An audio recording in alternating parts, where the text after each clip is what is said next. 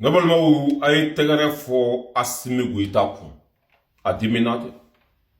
Nyamoro djougou fembe mali kono avec a bebo a placé là. Mamounun tara ko ke barakero nyamoro yu. Ku bla barakero nyamoro yala. Ni dambe tout la nou te ka barake tiakan. Assimi Goïta avec a befali, avec a begen ka ba placé là. Ni da ke djougou bana djougou fora djougou. Wallahi jamana be joni djogo de la. E wa jamana ka avancer abe soro ni djogo de la. Ka maw bla place ou la dambe tout la horon te ou te façon refaire. O luka nga bo place de la. Anye ne Assimi Goïta bien non. Ka ne sigi fe no le on to la. Ko ka nya so ka barala, c'est pas possible. Il va ko ka jede passe. No kere ba isa ka bara be nya ibulu. E wa ka fuye fana Mali te joni Mali don kura ote. Mali kura abe joni Mali don kura ote. I hakili to ni yɔrɔ in fana la I ka nin fara I ka baarakɛtaw kan Mali kura a bɛ jɔ ni maliden kuraw de anw fɛn fɛn bɛ a danbe b'an bɛɛ la ni anw ta sisan anw bɛ faso segin a danbe kɔnɔ fɛɛrɛ kɛ k'anw ta I k'an bila jɔyɔrɔbaw la n'o kɛra I b'a ye Mali bɛ avancer sisan I bɛ nin fɔ dɔw b'a fɔ k'a ta ye jɔyɔrɔko de an ta tɛ jɔyɔrɔko de jamana in bɛ bɔ nɔgɔ la cogo cogo an b'o baara de la jamana in k'a yɛrɛ sɔrɔ an b'o de fɛ voilà kunnafoni kura tɔ minnu b'an bolo an bɛna an da don o bɛɛ lajɛlen fana la k'o fara nin kunnafoni in kan bi ye jeudi ye le 11 décembre 2025 min ye Assimi Goïta ye office de Niger voilà office de Niger a y'o ɲɛmɔgɔ gɛn ka bɔ a place la Allahu akibar jigitugu masa ni maa masa ko bɛ juru b'i la office de Niger ka fara baarakɛyɔrɔ caman kan olu ɲɛmɔgɔw gɛnna ka b'u place la n'a fɔra ko ɲɛmɔgɔ kɔni gɛnna dɔrɔn kana taa ɲini yɔrɔ si a ye baara jugu de kɛ walima tun tɛ k'a ka baara k'a kɛcogo la nin fila don a ye sonyɛni kɛ walima tun tɛ baara la office de Niger o ɲɛmɔgɔ gɛnna ka bɔ a place la a tɔgɔ de ye ko voilà a bɛ hakɛ to a tɔgɔ de ye ko Badara Alu Traoré Badara Alu Traoré Badara Alu Traoré ale de tun ye office de Niger ɲɛmɔgɔ ye an bɛ don min na komi bi ale bɛ lahara Ala ka dayɔrɔ sumaya a y'an kɔ kiti min na Ala k'o nɔgɔya bilahi aw bɛ kɛ wɔɔrɔn ye nin bɛɛ kɔfɛ ka an faso suɲa k'an faso danbe bɔ a la k'aw ka lafiya Ala tɛ sɔn de wa Ala yɛrɛ tɛna barika dɔw la fo ka diɲɛ dugukolo meleke jamana in bɛ cogo min na bi an bɛɛ de kan ka kɛ hɔrɔn ye jogo jugu min bɛ an na k'o bila ka baara kɛ tiɲɛ kan n'o kɛra bɛɛ lajɛlen bɛ lafiya wa an faso bɛ k'an sago ye Assimi folen don continuer hali bi ka sɛgɛsɛgɛli kɛ min man ɲi k'a bɔ yen min ka ɲi k'o ta k'o bila place la o de b'a to ni jamana in bɛ jɔ n bɛ tɛmɛ ka bɔ yen ne balimaw an bɛ taa Ukraine président na Zelensky nka cɛ a y'a ka dulɔ min tuguni a bɛ ka manamanakan fɔ Ukraine président ne yɛrɛ t'a dɔn a bɛ miiri cogo cogo conseil de t'a bolo wa jɛɲɔgɔn de t'a bolo wa teri de t'a la wa je sais pas a ko tuguni k'ale pɛrɛnlen don ka élection kɛ a buruna ka bɔ a ka liste sanfɛ tuguni a fara fo ka tango tango n bɛ segin a kan Zelensky k'ale pɛrɛnlen don ka élection labɛn k'ale pɛrɛnlen don ka élection kɛ élection bɛ kɛ jamana min kɔnɔ bi o de ye Ukraine ye jamana min fankelen t'i bolo jamana min bɛ guerre la ne taara i sigi ko i mago bɛ élection na bi ko Trump ka e dɛmɛ cela veut dire que il est mort dans sa belle mort yɔrɔ man a bolo kunkolo tiɲɛna bugubugu Poutine bɛ ka gosili sugu min kɛ Ukraine c'est normal a bɛ fa don nin na Poutine bɛ ka cancani sugu min kɛ Ukraine kɔnɔ c'est normal a bɛ nin kɛ handicapé nka cɛ bɔn man kan ka bɔ bɔn n'a binna I ka du kɔfɛ I bɛ Ala kali k'a fɔ diɲɛ bɛɛ ye janfa n'a binna I ka du kɔfɛ I bɛ Ala kali k'a fɔ diɲɛ bɛɛ ye janfa a Zelensky ko k'ale bɛ sa élection labɛn bi k'ale bɛ fɛ élection ka kɛ bi mais trop tard ji bɔnnen tɛ se ka cɛ sisan an bɛ taa n'a ye de fo habu habu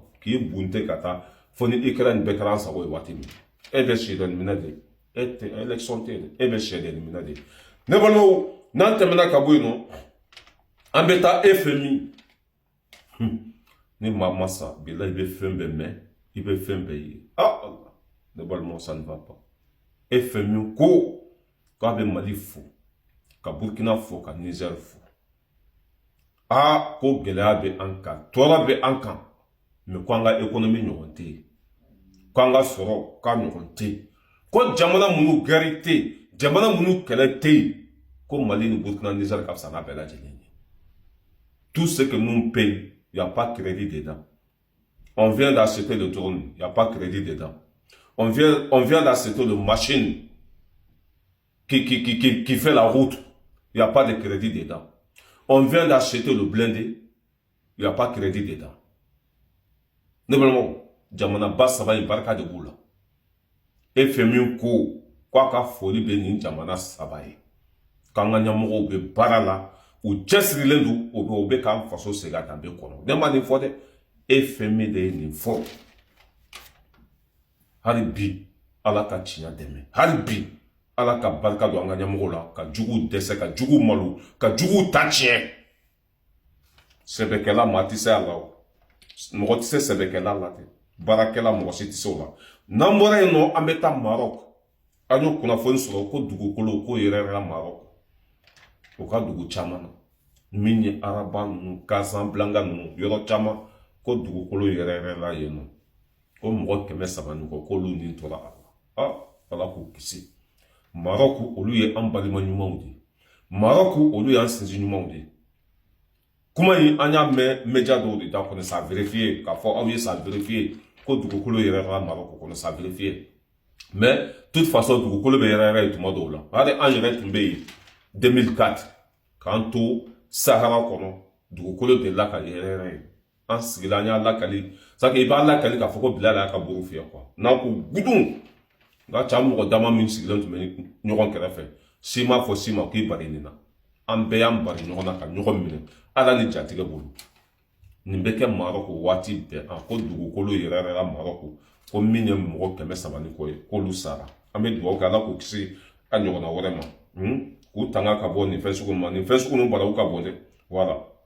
Min ye Nicolas Sarkozy, Faransi président kɔrɔ, ale fana kumana.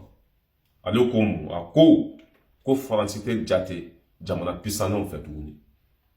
Europe tɛ jate jamana pisannenw fɛ tuguni.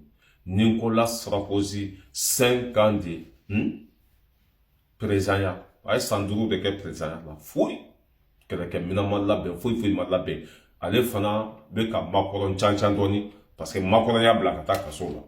A ko Europe tɛ jate jamana pisannenw fɛ. Minɛn t'u bolo, baarakɛlaw tɛ. C'est que u ta ye kuma mugu dɔrɔn de. Ko Europe bɛ se fɛn fɛn na bi, ka don avion kɔnɔ ka taa Allemagne, walima ka don avion kɔnɔ ka taa Chine, walima ka taa Amérique, ko bɛ se munumunu dɔrɔn de la. Wa ko barika bannen don, nafa foyi t'u la, u tɛ se ka jamana foyi kɛlɛ. Ko jamana pisannen bi diɲɛ kɔnɔ, k'o ye Russie, Amérique, Iran, i y'a faamuya ka fara Corée du Nord ninnu kan. Nicolas Sarkozy de ye nin jamana ninnu tɔgɔ cité, ko le pays le plus puissant ko ninnu don. Ko sinon ko Europe kɔni ko c'est même pas la peine. A yɛrɛ ka jamana a bɛ k'o de lagosi tan. De toute façon n'an bɛ taa an bɛ se. N'an tɛmɛna ka bɔ yen nɔ, min ye Faransi médiaw fana ye, olu de ye ala minɛ ka Algérie président dɔgɔya. Ko Algérie président, ko le plus vaillant du monde, ko Algérie président don. Ko bingalikɛla don, nkalontigɛla don, delinquant don, maa jugu don, nkalontigɛla. U y'u sugu ka média la ka nin bɛɛ fɔ Algérie président ma. Algérie président y'o kunnafoni sɔrɔ waati min na, u ka jamana kɔnɔdenw fana dimina, u bɛ kɛnɛ ma k'olu ka président dɔgɔya, o tɛ jɛn n'a ye. Faransi média, aw tɛ lafiya o. N'o de fɔ hali n'an sara ka kunna, aw tɛ don da la. En tant qu'aw ma taa yafa ɲini Mali fɛ, aw tɛ kɛ pabaga ye.